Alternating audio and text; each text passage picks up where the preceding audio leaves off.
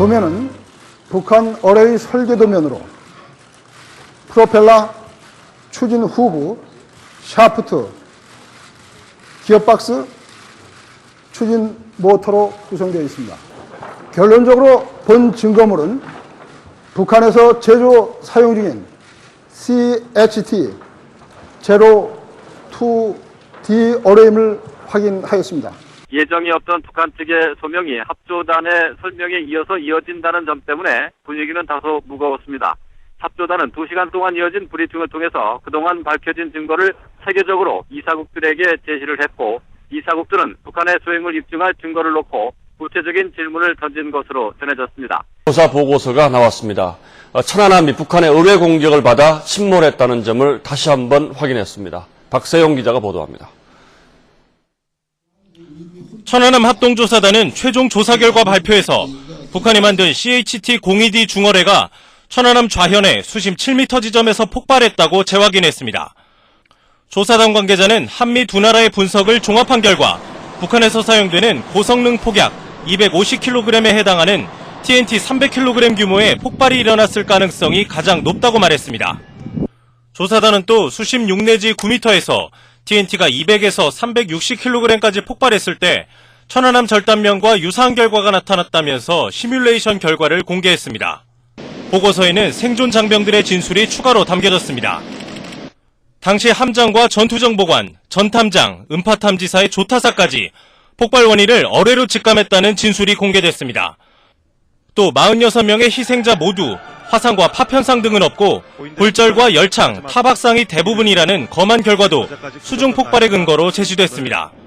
또 일각에서 제기한 좌초나 기뢰 폭발 가능성은 외국 조사단과의 논의 결과 모두 배제됐다고 밝혔습니다. 그 당시 그 수심이 약 47m였고 또 조류가 2 내지 3노트, 또 시계가 물속에 들어가면은 30cm 이내였습니다. 또 그 해저의 그 온도가 3도 이하이기 때문에 잠수하들이 들어가도 10분 이상을 활동을 못 합니다. 그래가지고 여러 가지 그 어려움을 겪고 있던 차, 여러 가지 그 방안에 대해서 그 고심을 좀 했습니다. 먼저 그 자석을 활용하는 방법, 이런 것도 생각을 해봤고, 또 중설선을 이용해서 퍼내는 방법도 생각을 했고, 또 소형 배를 이용한 그 형망어선을 활용하는 방법도 생각을 해봤고, 또 스웨덴 측에서는 그 해저를 올리는 방법, 이런 것까지 그 아이디어를 제공을 했습니다. 그러던 가운데 저희들이 그 브레인스토밍 그 과정을 통해서 그 공군의 그 사례를 저희들이 들을 수가 있었죠. 06년도에 동해안에서 372m 해저에서 그 전투기 잔해를 끌어올린 사례, 그리고 07년도 서해안에서 45m 그 수조에서 전투기 잔해를 끌어올린 사례를 저희들이 들을 수 있었습니다. 그 쌍끌이에서는 뭐 최초 그물코를 1cm 이런 얘기도 나왔는데, 저희들이 1mm까지 그 금속 조각이라도 퍼올려야 되겠다 하는 그 신념하에 5mm 코까지 저희들이 요구를 했습니다. 그것도 그 폭발 원점을 중심으로 해가지고 가로 세로를 500야드씩 해서 그것을 25개 격자로 나눴습니다. 우리 그 민군 합동조사단의 열망과 또 그 선원들이 같이 그 호응을 해서 많게는 8월까지 이렇게 실시를 했죠. 그런 가운데 이제 5월 15일 09시 25분경 끌어올린 겁니다. 그래서 이것은 뭐 첨단 장비를 활용하지 않았다는 게 아니라 첨단 장비의 어떤 제한상 이러한 것을 그 아날로그 방법으로 극복을 했다 할까, 이렇게 그 보시면 되겠습니다. 최초에 그 초경은 그 방각 280도 4km 지점에서 그 불빛 성광이 보였다고 이렇게 진술을 정확히 했습니다.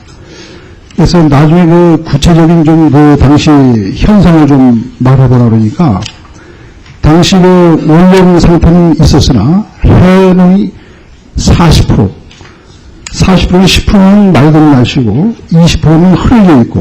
그러니까 280도라고 처음에 진술했다라는 말씀입니까? 그렇습니다. 그건 맞습니다. 그러면은 280도로 하게 되면 지금 이 주장에 따르면 그렇게 되면은 물기둥 폭발 원점하고 섬광 발생 위치가 관련이 없다라는 거 아닙니까? 그러니까요. 그러니까 좀 계속 시간이 부족하니까 간략하게 네. 응축해서 말씀해 주십시오. 그렇게 진술을 했고 또 나중에 그 진술이 정확하냐고 위치가 정확하냐고 물으니까 그 위치는 정확하지 않다. 갑작스럽게 봤기 때문에 이렇게 그 진술을 했습니다. 그 진술에 그 오차가 있기 때문에 저희들이 그 거듭을 해가지고 그러면서 이제 이러한 불빛을 봤다고 이쪽이 이제 버블 제트 현상이고 이러한 불빛을 봤다고 그랬기 때문에 저희들이 하나의 요소로 판단을 했던 겁니다. 위치거래는 초병이 착각했을 수도 있다 이렇게 초병이 착각했다는 겁니까 지금? 그렇게 저희들이 보고 있습니다. 그러니까는 그 물기둥의 위치로 볼 때 그 폭발 원점하고 일관성이 있다라는 지금 말씀이십니다. 알겠습니다. 천안함 침몰 원인 조사에 대해서 그 원인에 대해서 파악하신 대략적인 거를 설명해 주시면. 그 논란이 됐던 좌초라든지 또 피로 파괴, 또 충돌 이러한 비폭발 요인 그리고 엔진, 연료 탱크, 탄약고 등의 내부 폭발 요인 그리고 어뢰 귤에 의한 외부 폭발 요인을 다각적으로 저희들이 분석을 했습니다. 특히 귤에는 다 잘 아시다시피 세 가지가 있습니다. 하나는 이제 부유기뢰라는 게 있고 계류기뢰 또 해저기뢰가 있습니다. 여기서 이제 부유기뢰는 이제 물에 떠다니기 때문에 이 접촉하는 거죠. 접촉을 하면은 우리가 수류탄을 던지는 것처럼 어떤 파편이라든가 어떤 화재 이런 흔적이 있어야 되는데 천안함에는 그게 없었습니다. 그래서 이제 배제가 됐고 계류기뢰는 이제 계류색 끈으로 인해 갖고 이제 물 중간쯤 이렇게 숨겨놓는 거죠. 근데 백령도 근의 조류가 3노트입니다. 3노트이기 때문에 이 편류가 생겨갖고 약 수면으로부터 18.3cm가 이격되게 됩니다. 저희들이 분석을 해보니까. 그렇다면 보통 어뢰 감은거리가 한 8m 정도 되기 때문에 이것은 전혀 불가능하다는 것이고 또 해저 같은 경우에는 지금 현장이 수심 47m지 않습니까? 47m일 경우에는 TNT 규모로 약 한 3,000톤 정도가 돼야만 천안함과 같은 손상을 가지고 올 수가 있습니다. 따라서 3,000톤 되는 기뢰가 없기 때문에 기껏해야 한 400, 500 정도 되기 때문에 이것은 전혀 불가능하다. 그래서 규뢰는 배제가 된 겁니다. 또 일부에서 어망에 걸려가지고 스크류에 이렇게 해서 이제 폭파됐다 이렇게 얘기도 나오는데 그렇다면 이게 접촉이 되면은 어떻게 되겠습니까? 파편도 있어야 되고 또 이 화재 이런 흔적도 있어야 되지 않습니까? 그런 게 전혀 없었잖아요. 규뢰 가능성은 전혀 없다.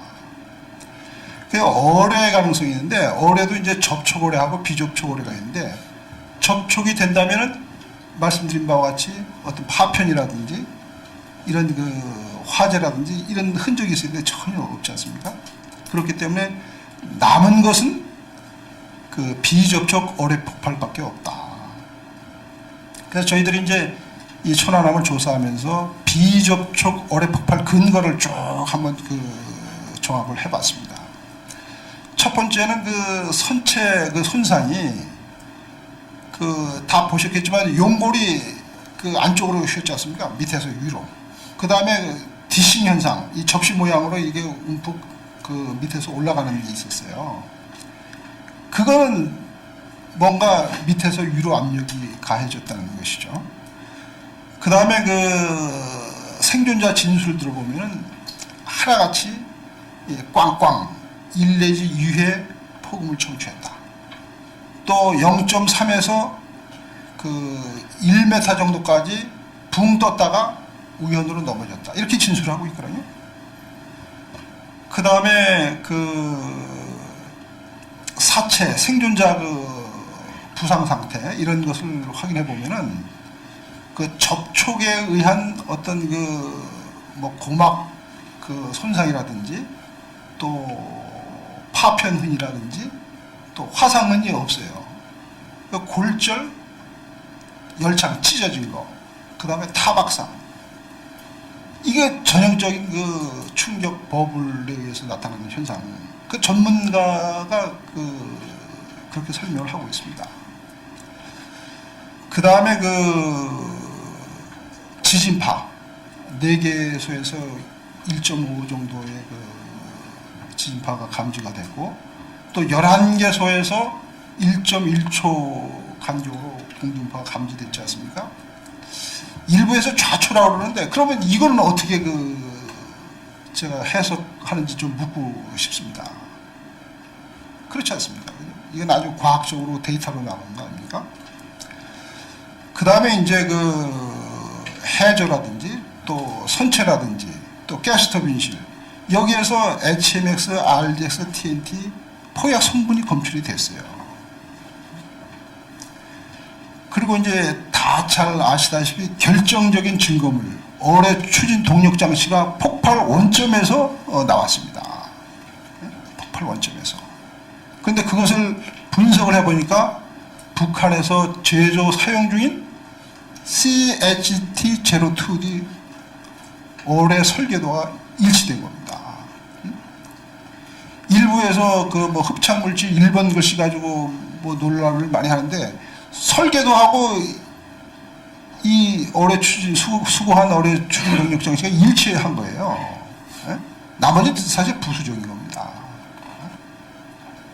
그리고 이제 논란이 된 흡착물질이 선체 어뢰 추진 동력 장치 일치가 됐고 또 그 핵유자 규명 결과 연합 TF에서 했을 때 사건 전후에서 연합급 소형 잠수함정이 사라졌다가 되돌아왔고 이러한 것을 종합할 때 천안함은 분명히 북한에서 제조 사용 중인 CHT-02D 어뢰 비접촉 폭발에 의해서 침몰됐다.